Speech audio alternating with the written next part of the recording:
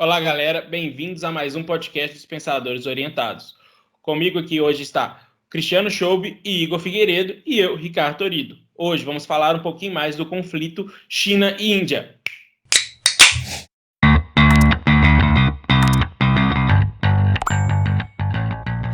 Bom, gente, a China e a Índia voltaram a se enfrentar por uma velha disputa territorial na fronteira entre os dois países no dia 15 de junho, no Vale do Galwan. Desculpa se eu falei errado aí, gente, na região do Himalaia.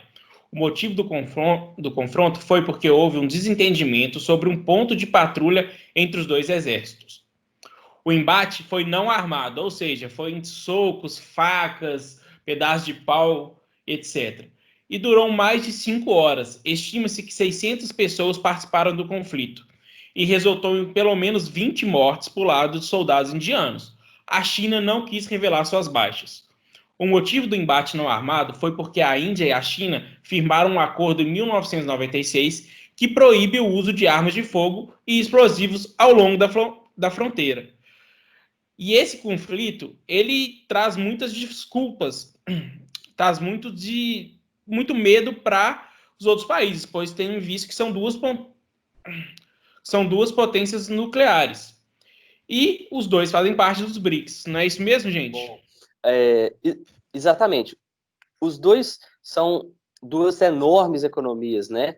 Ali do Sudeste Asiático. Então, qualquer conflito que envolve essas duas potências atrai toda a atenção do mundo, especialmente quando essas duas potências são detentoras de armas nucleares. Verdade. A tensão aumentou, né, agora recente, em maio, e foi mais noticiado essa guerra não armada, né, primitiva, que até gera para nós, no contexto atual, do mundo com armas de alta tecnologia, a gente voltou a guerrear no braço. Mas já na história, né, na geopolítica, é um conflito, uma tensão que já existe há décadas e que ainda perdura até os dias atuais, apesar de serem países que são, vamos dizer, amigos, né, na parte econômica, em fóruns internacionais, em blocos internacionais, que a gente pode até falar um pouco mais aqui, referente ao BRICS, um exemplo, mas que há esse conflito territorial que gera essa tensão.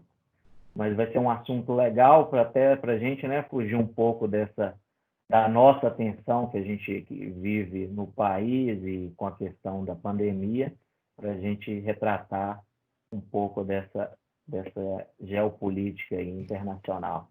Os dois maiores países do mundo, né, tanto na parte econômica como parte populacional. É bem complicado essa briga entre os dois. Essa briga é antiga, né, gente? Essa briga começou em 1950, então 5 anos depois da Segunda Guerra Mundial. E a China e a Índia, eles disputam mais ou menos 3,5 mil quilômetros de fronteira. Então, em 1962, eles entraram numa guerra ferrenha por conta disso. E hoje eles são amigos, igual o Igor falou, nessa parte econômica. Tem essa relação entre os BRICS. E hoje os governos falaram que querem resolver isso de forma pacífica, sem mais batalhas nessa área. Como que você vê essa questão para o BRICS, Cris? Bom, como eu tinha comentado anteriormente, qualquer conflito na área militar, sem dúvida, também uma hora chega em alguma disputa econômica, né? Ainda mais nesse contexto que a gente está vivendo no mundo, que batalhas estão sendo travadas, inclusive no campo econômico, com a própria China, vide China e Estados Unidos, né? Na guerra comercial. Então, com certeza, qualquer conflito, qualquer animosidade, qualquer escalada de tensão, mais cedo ou mais tarde, vai chegar em algum tipo de conflito econômico também, né? Seja por meio de embargo, seja por meio de cancelamentos de acordos, enfim, qualquer coisa nesse sentido. E o BRICS, como tem aí as duas principais economias aí do BRICS, sendo a Índia e China, sem dúvida também vai ser afetado alguma hora, é questão de tempo. Isso se continuar essa escalada, né? Isso é importante, porque já tem sinais dos dois líderes que eles querem, de fato, resolver essa situação sem ter uma elevada de maiores de tensões, né? Não, com certeza. Assim, né, a gente que estudou e contextualiza essa área das relações internacionais, a gente percebe esse conflito como um bom exemplo de uma diplomacia, porque eles precisam conviver, eles estão ali numa área uma próxima da outra, já é uma área de conflito entre a China, que ali tem, na proximidade, tem o Tibete, tem o Butão, no caso da Índia, tem o Paquistão, que também já, historicamente, né, pós-período colonizador da Inglaterra, ele teve um período muito forte, né, de combate, de disputa por território, e aí a gente percebe que eles, na parte econômica, onde que, né, o Cris comentou aí, eles precisam estar em conjunto, porque cada um depende de matéria-primas e de insumos, um do outro, só que na questão hegemônica, soberana de cada país, eles não querem abrir mão. Então, essa escalada agora ele aconteceu porque cada um estava mexendo seus pauzinhos. Parece que a Índia já estava construindo, está em construção de uma base aérea próximo da região. A China também estava expandindo um território, construindo novas coisas. Então, cada um percebeu que estava tendo uma movimentação de cada lado, expansionista, que, não, essa não está certo. Então, e ninguém quer abrir mão do que acha que é o certo, o que é o correto, que detém direito daquele território. E aí, por isso, a gente vive isso desde os anos 50, né, que o Ricardo falou, e não acho que ainda vamos, apesar, na parte diplomática, que é onde o Xi Jinping, né, saiu falando, não, nós vamos, né, amigavelmente resolver, até porque territorialmente os dois países são gigantes, comparado ao que eles já possuem, é uma área até talvez insignificante, mas cada um, eu imagino que dentro da sua cultura, vê aquele território como muito importante, então não quer ainda abrir mão, mas quer tentar achar de forma pacífica, que eu acho pouco provável, porque ninguém quer abrir mão de entrar num acordo para poder, talvez, dividir aquela área. E aí entra a questão diplomática soberana. A gente está vendo... E é uma área que já traz muita tensão, né? Afinal de contas, é ali muito próximo ali da região da Caxemira, que é uma das áreas mais militarizadas do mundo, né? Que tem aquela disputa já também há bastante tempo do Paquistão com a Índia, né? E eu acho também muito importante também eu trazer esse ponto aqui do Paquistão, por quê? Porque a China e o Paquistão são dois parceiros muito próximos, né? Então, a China, ela tem investimentos pesados no Paquistão, seja em infraestrutura, seja em tecnologia, seja em várias coisas que estão dentro do Paquistão, que foi dinheiro da China. Então, isso é muito importante também. Por quê? Indiretamente também, a China se coloca também contra a Índia nesse ponto. Afinal de contas, a partir do momento que ela investe pesado no Paquistão e se torna uma grande aliada do Paquistão, está ajudando ali o inimigo da Índia, vamos colocar assim. Também é importantíssimo lembrar que o Paquistão também é detentor de arma nuclear. Isso faz toda a diferença na geopolítica local e mundial, porque, afinal de contas, um conflito propriamente dito e armado e escalado já fica bem mais improvável por conta desse ponto também. A gente tem visto que a China está entrando em conflito com vários países, né? Hoje a China está numa guerra comercial com os Estados Unidos, está entrando numa guerra comercial contra a Austrália E agora está com essa guerra com a Índia. Então a China virou hoje um polo de conflitos. E para ela não é interessante que isso aconteça. Se ela quer manter a economia forte, manter essas coisas, se manter a sua soberania, ela tem que tentar amenizar de algum lado. Eu acho que o ponto mais importante dela amenizar hoje seria com a China, com a Índia, pois é o único que tem uma parte mais armada, física, que precisa de esforços de tecnologia, de tudo, né? Porque uma guerra a gente sabe que não é barato se travar. E entrando numa guerra comercial com os Estados Unidos e com a Austrália, perde-se já muito dinheiro. Então ela tem que tomar muito cuidado com isso. E é o que o Cris falou, hoje, não é infelizmente, né? Desculpa a palavra, mas ela tem essa questão com o Paquistão que já desagrada a Índia. Exato. Já não é uma coisa que a Índia venha se agrada há mais tempo. E hoje, com essa, esse embate territorial, fica mais pesado ainda. A expansão econômica chinesa, né, ela foi muito rápida, né? E a China alcançou esse patamar aí de segundo colocado aí no ranking mundial das economias muito rápido, né?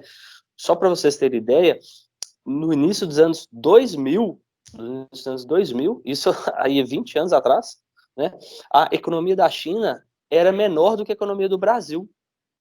E de uma forma muito rápida, ela se descolou, né? Muito rapidamente se descolou, e hoje está aí tranquilamente aí na segunda colocação aí da maior economia do mundo, das maiores economias do mundo.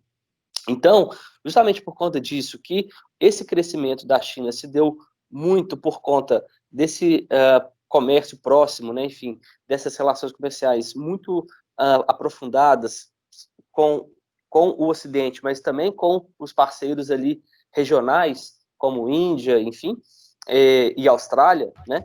Então, por conta disso, é importante a gente pensar que realmente não é interessante para a China. Mas apesar que ela está tendo, sim, de fato, esse expansionismo maior até do que antes, do que ela tinha, né? Essa procura por mais territórios, enfim, essa busca por essa hegemonia está se mostrando mais forte, né? Não só na hegemonia econômica, mas também na hegemonia militar e também territorial, que ela está tendo esse expansionismo.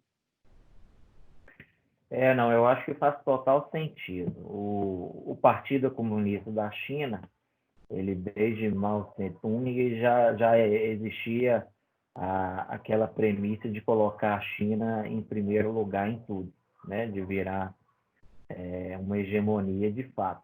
Então, até não me surpreende hoje essa posição mais ferrenha da China em querer ocupar destaque e prevalecer sobre qualquer tipo de disputa que exista, seja na área econômica, que está existindo aí com os países, né, do Ocidente, mais forte com os Estados Unidos, aí mencionado com o Ricardo agora também pela Austrália, mas também nessa parte territorial. Então, a China ela é muito forte no sentido de querer que a sua opinião, né, prevaleça diante de determinadas soberanias entre outros países. Então, com o agravamento agora de uma pandemia também, e a gente já discutiu isso em outros podcasts, acaba que cria uma situação de incômodo com os outros países, né? Que aí onde que já foi falado, alguns citavam que é vírus chinês, e aí existe essa parte preconceituosa também. Só que isso dificulta também quando, apesar de ter saído da China, mas não existe uma meia-culpa, um suporte, uma palavra de conforto, no sentido de tentar amenizar tudo isso que isso tem causado o mundo afora, que o impacto, eu acho que ele é até imensurável e nunca antes visto na nossa história. Então, eu acho que isso acaba por acender mais uma chama nesses outros conflitos que estavam adormecidos, e aí coloca a China como foco principal a ser combatido, e ela também, de outra forma, quer combater porque ela tem aquele plano que não é novidade para ninguém, e eles deixam isso muito bem claro, de a China, né, a China em primeiro lugar. Eu não sei ao certo qual que é o slogan que eles usam lá, mas a ideia é essa. Então, a gente está vendo isso agora também reacender com essa disputa Índia e China. E, logicamente, a China tem um aliado, o Paquistão, que irrita ainda mais a Índia por já ser um desafeto de sempre. Então, onde coloca mais lenha nessa fogueira aí que se acendeu. Mas eu acho que, ao perceber o conflito, e aí respeitando ao tratado que o Ricardo nos trouxe, de 1996, de não ter uma guerra armada naquele território, eu acho que ainda nos dá um bom sinal, e aí a gente pode falar um pouco sobre isso, Ricardo, que eles tendem a respeitar esse ato, esse tratado feito, já que se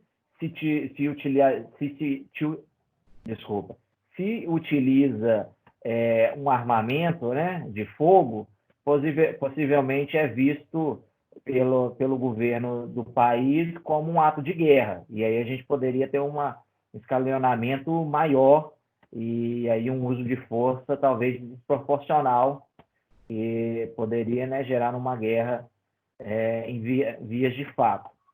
Então, isso mostra também um certo respeito pelas duas partes, apesar de ter esse conflito, mas eles vão usando, né, de armas primitivas no próprio punho para evitar qualquer estresse maior entre as partes. Pois é, esse ponto das armas me chamou muita atenção, porque em pleno século XXI é extremamente, enfim, estranho, né?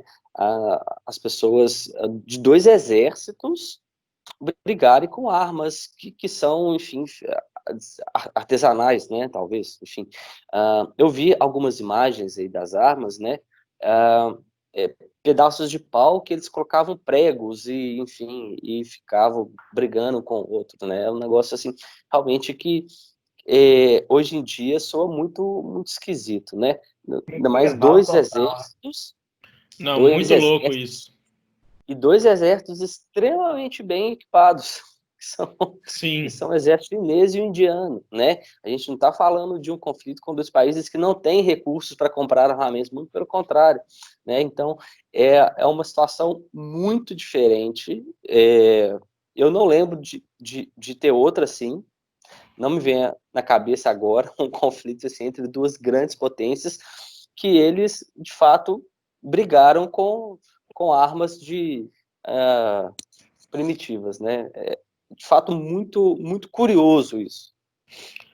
Eu acho que entra muito o que o Igor falou. Se eles tivessem usado armas normal, né, armas de fogo, isso ia escalonar totalmente diferente. Isso não ia estar, vamos resolver uma coisa pacífica agora. Isso já ia estar na guerra, vamos dizer, já está na porrada. Então essa é a parte que eu acho que deu uma segurada e deu uma amenizada, tipo, ó, vamos sentar para conversar? Tudo bem, porque o início do conflito se deu porque os chineses, segundo os indianos, os chineses construíram uma base mais avançada na fronteira, onde teoricamente é território indiano. Aí, quando os indianos foram desmontar o acampamento chinês, falando que eles estavam em partes indianas, que começou a confusão. E foi guerra medieval, chute, soco, porrada, briga de rua, né? Vamos dizer assim, guerra na mão. E tanto que eles falam que a maioria das pessoas não morreram por ataques em si, elas morreram caindo de penhascos. Então não sabemos se alguém empurrou elas ou se elas literalmente caíram por esse motivo. Então é bem complicado. Então é uma coisa diferente que não se vê. Nós estamos, igual o Cris falou, nós estamos no século XXI. A gente não está acostumado a ver esse tipo de atividade, esse tipo de ação. Mas o que acontece é que, por mais que os governos estão querendo se resolver de forma pacífica, a população, principalmente indiana, não está muito a favor dessa forma pacífica, não. A população indiana está indo às ruas, está queimando bandeira chinesa, está querendo boicote contra a China, e eu acho que isso é bem forte. Não é uma coisa que a gente tem acostumado a ver. Por mais que o coronavírus trouxe algumas coisas desse sentido perante a China, mas ali não tinha uma escalada armada que pode se acontecer. E é preocupante. Se a Índia quiser ir por esse caminho, né, enfim, fazer boicotes a produtos chineses, enfim, essas coisas, eu acho que quem sai mais perdendo é a Índia, porque afinal de contas, percentualmente, a China é muito mais importante para a Índia do que o contrário, né? Sim. Então, a Índia, ela está nesse ponto mais fraco aí, sem dúvida. Então, para ela, não é interessante conflito de forma nenhuma, né? Mas também pelo lado econômico, de jeito nenhum, né? E militar nem se fala, né? Porque, afinal de contas, os dois países são extremamente militarizados e as forças dos seus exércitos fenomenal. Não vale a pena entrar em conflito de jeito nenhum. E, como eu também já falei, são dois países nucleares, né? Essa é a preocupação maior de todos os países hoje, são exatamente essa parte. São dois países nucleares. E dois países que são, entre aspas, esquentadinhos, vamos dizer assim. Então, para acontecer alguma coisa pior, não custa nada. E eu acho que até o momento não está favorável, né? Também essa parte econômica, todo mundo sofrendo aí com lockdown, apesar, pelo menos na história, os Estados Unidos é um país que, né, adora guerrear e utiliza isso até para desenvolver a sua economia. Mas é uma particularidade deles. Não acho que a Índia e a China deveria ir nesse sentido, porque talvez a penalização seria muito forte. E a Índia é o que vocês comentaram, né? Nessa balança é a que é a mais inferior. Apesar de já ter ocorrido conflitos militares, né? Dentro dessa história, briga por esse território em 62, em 67 e o mais recente foi em 87, que é onde que gerou praticamente 10 anos após, 9 anos depois, esse tratado de 96. Então, a gente está vendo que aí já se passaram 24 anos, né? A gente está em 2020 e tem sido seguido à risca e pelo conflito do nível de armamento medieval que foi utilizado, eu acho que eles tendem a respeitar até para não gerar um conflito maior. Porque é importante? Sim, eles têm, né? Cada um território para um país é o que mais importa. Mas não acredito que seja a prioridade dos dois países fazer uma disputa bélica por aquele território. Eu acho que ainda vai ficar A ponto de ser nuclear, né, Igor? Acho que não chega a ponto de escalar tanto, né, para se tornar uma ameaça nuclear, né? Exatamente. É isso que você tem que dizer, né? Exato, a ideia é essa. Não acho que chega a uma guerra nuclear por um território que, no meu ponto de vista, ele chega a ser insignificante em termos econômicos e, né, produtivos para os dois países. Eles é importante porque entra uma questão de soberania, mas que não é nada relevante, que é obrigatório já partir para essa escalada de força um contra o outro, não. Até porque isso ninguém sabe quais consequências traria, né? Então é muito incerto quem resolver tomar esse tipo de atitude para um território que para eles ainda não traz nenhum benefício a tal ponto. Eu achei interessante foi que a China não divulgou o número de mortos, né? Mas, segundo o governo indiano, as baixas chinesas foram em torno de 43, enquanto as indianas foram 20, né? Mas a China não confirma, né? Eu achei isso bem interessante, porque a China não gosta de demonstrar fraqueza nunca, em momento nenhum, né? E essa forma, mostrando quase o dobro de mortes indianas, seria, sem dúvida, uma forma de demonstrar fraqueza. E eles optaram por que simplesmente não divulgar, né? Omitiram os dados. Aí já é uma particularidade da China, né, que omite as informações para não mostrar essa inferioridade diante da situação.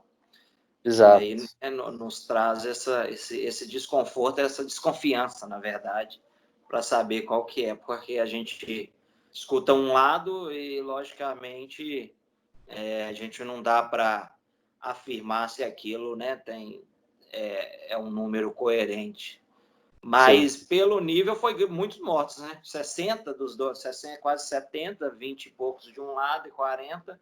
Então, não foi uma briguinha simples de um olhar para a cara do outro e ficar zangado, não. Ali deve ter algum embasamento maior, e eu acho que entendo essa questão dessa expansão, que cada lado está, aos poucos, construindo alguma base maior, fortificando ali, para, quem sabe, depois avançar um pouco mais. Então, estima-se que 600 pessoas participaram desse conflito. Então é muita gente, né? 600 pessoas é muita gente. E 600 pessoas brigando na mão é mais gente ainda. Porque você para pra pensar que uma briga de armas de fogo, o cara tem uma certa distância. Agora, na briga na mão, é corpo a corpo, né? Então, é bem... Eu não queria ver a cena, porque deve ter sido sangrenta. Deve. Sem dúvida, sem dúvida. Ô, gente... Não, é sangue frio mesmo. De fato, não é fácil, não. E ali também, na verdade, a gente retrata, né, essa questão que foi um combate à mão, no próprio punho de armas, mas ali existe, né, uma força terrestre que tem apoio de helicópteros, de aviões, para combate. Apesar de não ser utilizado, os dois lados eles utilizam da própria tecnologia, do armamento que eles têm de primeira ponta para fazer ali o monitoramento, o rastreamento daquela região, que, né, é uma região muito grande. Mas esperamos que continue assim, que não entra para uma guerra armamentista dos dois lados. Gente, o papo tá bom, gostei muito, mas hoje o tema é um pouco mais curtinho, né? Que é até a intenção, para todos os nossos espectadores saberem, a intenção era falar um pouco do conflito Índia e China e já introduzir um pouquinho do conflito Coreia do Norte e Coreia do Sul, que foi literalmente um dia depois da Índia e da China. Porém, devido ao tempo que a gente gastaria, preferimos, às vezes, vamos tentar fazer dois programas, um falando da Índia e da China, que foi o de hoje, e um próximo falando da Coreia do Sul e Coreia do Norte. Então, para a gente não delongar demais, vou pedir para o pessoal se despedir para a gente depois falar mais um pouquinho. Isso aí, pessoal. Obrigado pela participação aí. Obrigado por ter escutado o nosso podcast. E um grande abraço e até a próxima. Valeu, pessoal. A gente vai tratar desses assuntos da geopolítica que a gente percebe que está em pauta, né? Os governos aí estão querendo usar da sua soberania para se impor. E o próximo sobre a Coreia vai ser interessante também, porque foi muito inesperado, né? A gente estava vendo aí estavam se criando um ambiente mais amigável entre as duas Coreias, até com a intercessão dos Estados Unidos, e aí, de repente, se explode um prédio em comum. Então, fica uma interrogação gigante o real motivo. Mas valeu por nos acompanhar, e quem tiver interesse, continue nos seguindo aí pelas redes sociais. Abraço, amigos. Então é isso aí, galera. Muito obrigado por ter escutado o podcast até agora, ou estar assistindo a gente no YouTube também. E não se esqueça de inscrever-se e curtir o vídeo aqui para nós, que dá uma força tremenda, e nos seguir nas redes sociais. Pensadores Orientados, tanto no Facebook quanto no Instagram. Muito obrigado!